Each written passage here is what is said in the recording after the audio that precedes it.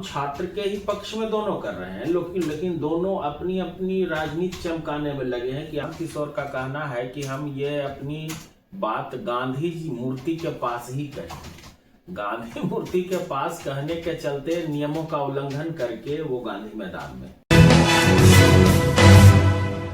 नमस्कार, मैं हूं प्रशांत। आप सबका बहुत बहुत स्वागत है हमारे चैनल में। आज हमारे साथ हैं वरिष्ठ पत्रकार सत्यपाल श्रेष्ठ जी।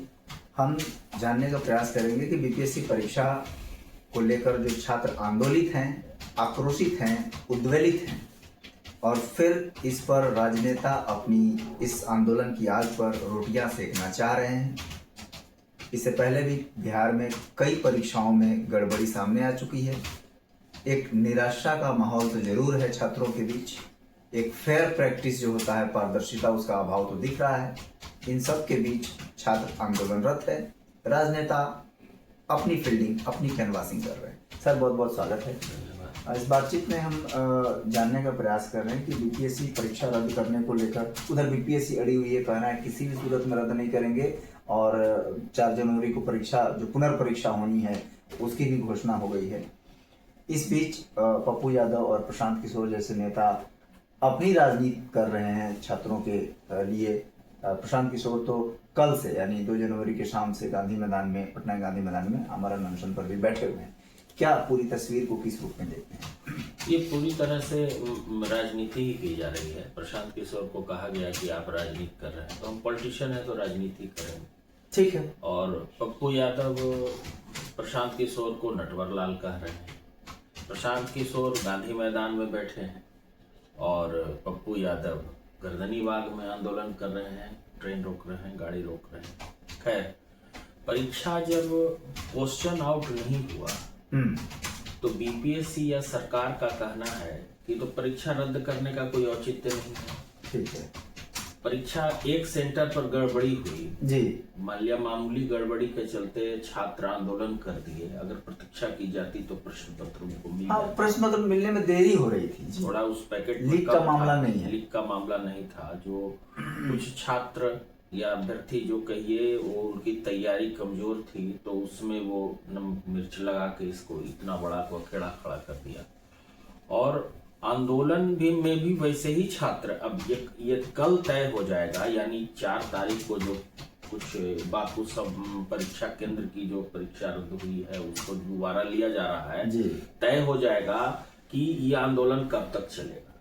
प्रशांत किशोर, माने ये सर्वाइवल ऑफ द फिटेस्ट की लड़ाई है कि प्रशांत किशोर चाह रहे हैं कि इस आंदोलन के आधार पर हम अगले विधानसभा चुनाव, क्योंकि भारत में छात्र आंदोलन की जमीन पर खड़ा होकर अपनी राजनीतिक तैयारी का इतिहास रहा है। हाँ, ट्रेंड रहा है, भारत ट्रेंड रहा है। और प्रशांत किशोर का कहना है कि हम ये अपनी बात गांधी जी मूर्ति के पास ही कहें। गांधी मूर्ति के पास कहने के चलते नियमों का उल्लंघन करके वो गांधी मैदान में। हालांकि उनका तर्क है कि जितने भी आंदोलन हो रहे हैं तो क्या वो सूचना देके हो रहे हैं, किसान आंदोलन सूचना देके हो रहा है, या और भी कई सारे आंदोलन देश में चल रहे हैं, तो उसमें कहाँ जब हम सार्वजनिक जगह पर बैठे हुए हैं, शांति से बैठे हुए हैं, इससे कहीं हम यातायात बाधित नहीं कर रहे हैं। ठीक है। और हालांकि वहां वो किसी तरह पहुंचे हैं। और दूसरा है कि पप्पू यादव, माने काम छात्र के ही पक्ष में दोनों कर रहे हैं, लेकिन दोनों अपनी अपनी राजनीति चमकाने में लगे हैं कि आखिर प्रशांत किशोर इसमें क्यों है। अब प्रशांत किशोर को लग रहा है कि पप्पू यादव आखिर क्यों है इसमें। लेकिन कहानी में ट्विस्ट है कि सबसे मुख्य विपक्षी दल राजद, कुछ तो तेजस्वी यादव शुरू में तो कुछ बोले, लेकिन उसके बाद अब तेजस्वी यादव न कुछ बोल रहे हैं, न उनकी। अच्छा, उस दिन राजभवन भी मार्च था, तो राजभवन मार्च में भी लेफ्ट और कांग्रेस थी, उस दिन भी राजद नहीं था। हाँ, तो राजद का उसमें तर्क था कि लेफ्ट के नेता ने उनको फोन किया कि आप आके इसमें शामिल होइए, तो उन्होंने कहा कि हम बड़े दल, सबसे बड़े दल विपक्ष में, और आप कह रहे हैं कि आपके बुलावे पर हम आए आपके पीछे, नहीं, हम नेतृत्व करेंगे, आप मेरे साथ आइए। तो राजद कार्यकर्ताओं को मना कर दिया, ये स्वाभाविक बात है। कार्यकर्ताओं को मना कर दिया गया कि आप उस मार्च में नहीं जाएंगे। या मान लिया राजभवन मार्च हो, राज्यपाल से मिलना हो, मुख्यमंत्री से मिलना हो, मुख्य सचिव से जब मुख्य सचिव ने समय दे दिया कि हम मिलेंगे और मिलने के बाद एक वार्ता हुई, अगर परीक्षा में गड़बड़ी नहीं हुई है तो आखिर इतना क्यों तूल दिया जा रहा है? अच्छा, जो बापू टावर में जो परीक्षा हुई थी उसमें प्रश्न पत्र लेट मिले, तो उसके लिए सरकार ने कहा कि इस सेंटर पे जो छात्र थे हाँ। उनकी परीक्षा हम फिर से ले रहे हैं, और बिल्कुल। कल 4 जनवरी को परीक्षा हो भी वो भी रही है। तो अब आंदोलन का क्या तुक बन रहा है? कल इन लोगों का कहना है कि रद्द से कम हम मानेंगे नहीं। किसी भी जगह कोई भी वार्ता होती है तो एक बीच का रास्ता निकलता भाई है। जिस सेंटर पे गड़बड़ी थी उस सेंटर के लिए हम फिर से परीक्षा ले रहे हैं। बीच का रास्ता निकलता है, तो बीच के रास्ता पर जब आप आमदा नहीं है तो बिल्कुल आप अपनी जिद पर अड़े हैं कि हम रद्द से कम मानेंगे नहीं, कि ये जो पीटी एग्जाम हुआ उसको हम पूरी तरह से रद्द कर। अच्छा, तो कल यानी 4 जनवरी को जो परीक्षा होगी तब तक हम लोग को वेट एंड वॉच करना चाहिए कि उसके बाद आंदोलन का रुख कैसा हाँ, होगा? कितने छात्र उसमें शामिल होते हैं? मान लिया जितने भी छात्र उसमें जो उस सेंटर पर जिनकी परीक्षा बाधित हुई, वो तो कल ही परीक्षा लिखेंगे। तो कल लिखते हैं कि नहीं लिखते हैं? वो अच्छा। परीक्षा देने जाते हैं कि नहीं जाते हैं? इसमें करीब 53-54 मजिस्ट्रेट की तैनाती की गई है और उस परीक्षा को अलग अलग 22 केंद्रों पर लिया जा रहा है। हाँ, ताकि एक साथ फिर ताकि एक जगह भीड़ इकट्ठा न हो और उसको गड़बड़ी न करे। तो कल की परीक्षा आगे तय करेगा कि आखिर क्या होगा। लेकिन ये लोग बिना मतलब के छात्रों को बहका रहे हैं।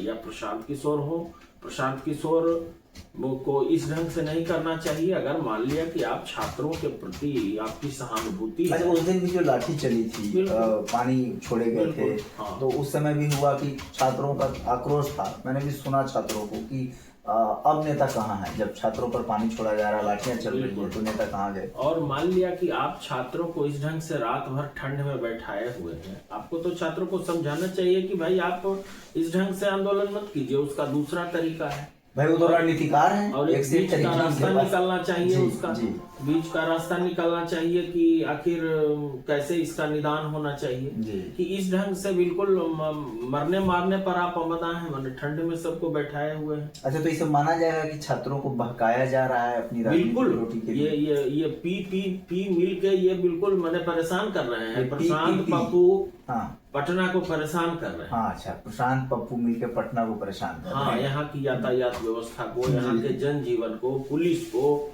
मैंने बिल्कुल ये लोग इस ढंग से कर रहे हैं जैसे लग रहा है कि कितनी बड़ी घटना हो गई है।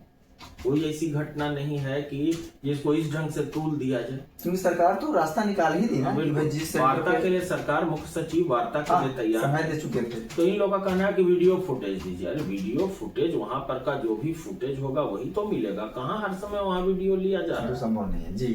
तो ठीक है, कल अब हम लोग देखते हैं कि 4 जनवरी को परीक्षा होती है, उसके बाद छात्रों का क्या रुख रखता है, और छात्रों के रुख के साथ एक और देखना दिलचस्प होगा कि उसके बाद पप्पू यादव और प्रशांत किशोर का रुख क्या रहता है।